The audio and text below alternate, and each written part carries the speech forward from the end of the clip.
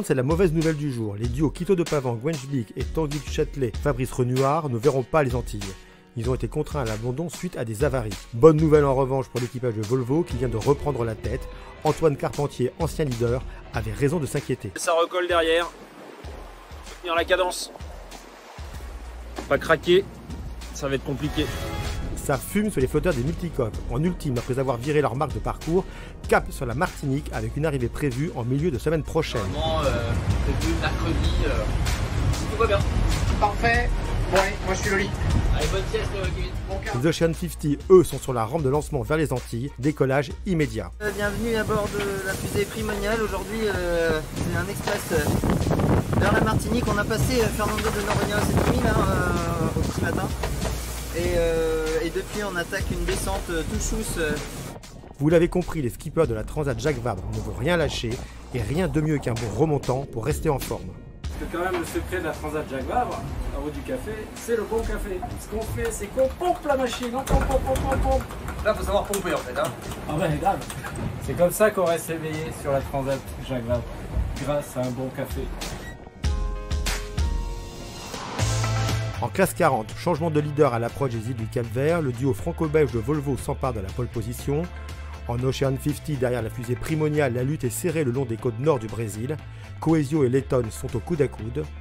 Un groupe de 3 s'est détaché en IMOCA, ils se débattent pour sortir du poteau noir.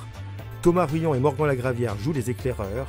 En ultime, les géants volants se croisent sur l'autoroute des alizés de l'hémisphère sud. Les uns montent vers les Antilles, les autres descendent vers la marque de parcours.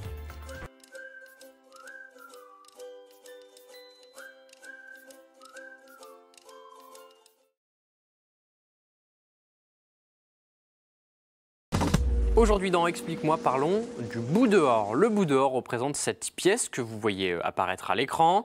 C'est la partie la plus à l'avant du bateau. Elle permet d'établir une voile depuis le haut du mât directement sur l'avant de l'IMOCA.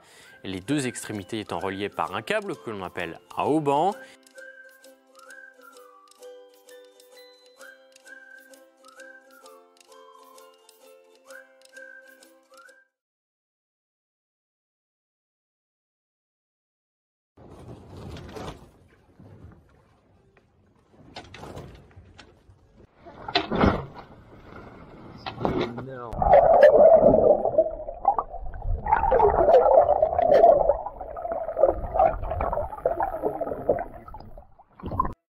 Salut à tous, bienvenue sur Exploring Tech for Good, 12e jour de course au large de l'Afrique, il fait beau.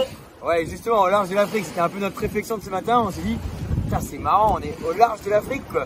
On est parti de France et là on se retrouve à côté des pays africains alors qu'on a encore l'impression d'être un peu dans notre jardin là. Comme on passe loin des côtes et qu'on passe au large, c'est un peu dur de s'en rendre compte, mais ouais, quand on regarde la carte, ça fait un petit choc. Salut, il fait trop beau dehors, mais aujourd'hui on n'a pas du tout profité, on a passé trop une sale journée à l'intérieur du bateau. En fait, dans la nuit d'hier, on a voulu affaler le spi pour le préserver parce qu'il y avait de l'air et qu'on voulait avoir un grand spi pour descendre dans les alizés après le Cap-Vert. Et en fait, en l'affalant, il est tombé dans l'eau et du coup, on n'a pas pu le récupérer parce que ça fait quand même 200 mètres carrés et que... Mais on n'était pas complètement abattu, on a normalement un A4, c'est un ski un peu plus petit mais quand même grand. Et il est tout neuf, donc du coup ça devait faire l'affaire. Et en fait, on l'a envoyé, il a explosé.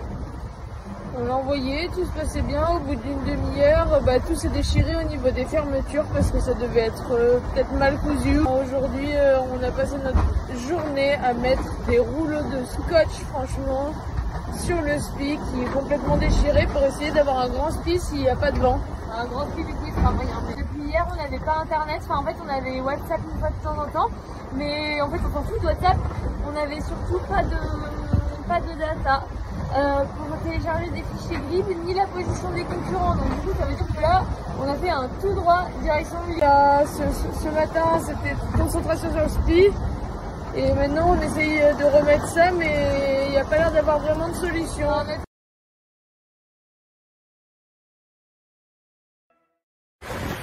Je suis à l'arrière du cockpit d'Initiative Cœur. J'ai trouvé un passager clandestin aujourd'hui. je ne sais pas d'où il vient. Et je ne sais pas, je connais pas ses intentions. Tant qu'il mange pas le chocolat, il peut rester. Cette plaque-là, ça s'appelle la sargasse. On attend l'alarme qui sonne parce que... Wow.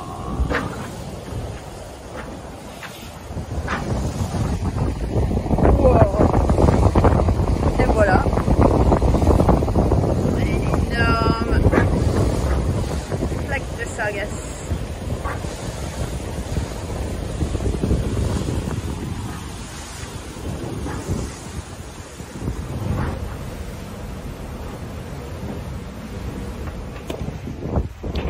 On est dans le poteau noir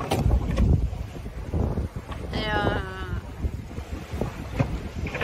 il y a un petit grain qui est juste au vent de Nico qui est là-bas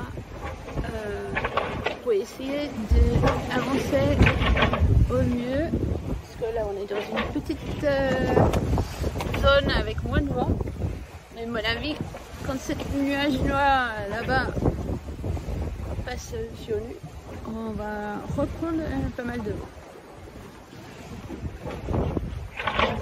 Peut-être pas pour très longtemps. C'est pas les gros. Ils sont là. Et on a vu ça sur le radar, sur les photos satellites qu'on prend avec les informations. C'est les points rouges sur la carte, sur les photosats. Parce que c'est les nuages qui montent très très haut dans cette zone de convergence.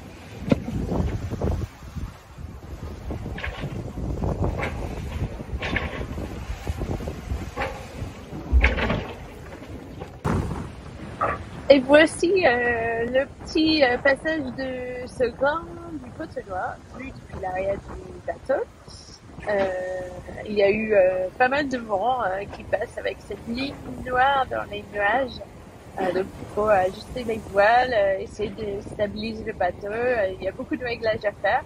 Quelques gouttes de pluie et un joli ciel du poteau noir. Donc on s'ennuie pas en ce moment sur Initiative K. À très bientôt.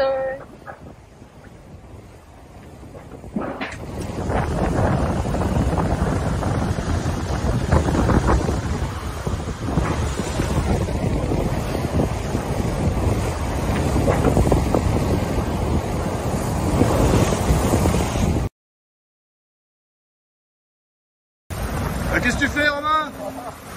Alors, on nous voit la bouée, c'est la fameuse bouée qu'on promène depuis le départ. On a la consigne de la déployer par Nestor, et à moins de 30 poils. On est tout balancé à l'eau. Ok. Alors, on est censé ralentir, mais on s'en fout. Alors, tu peux déjà nous a ralenti, elle, un peu. Ouais, t'es prêt? Ouais, je suis prêt. Et voilà.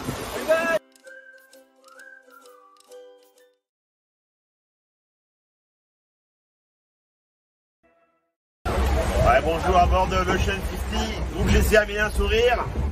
On va passer bientôt l'équateur. Ça y est, on a la tête à l'envers. Un peu comme Thomas Pesquet.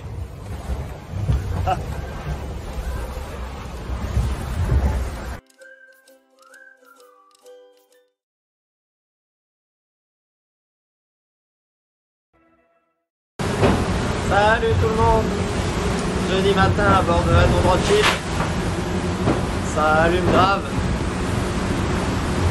pas tant de vent que ça, mais on est à l'angle idéal pour aller vite.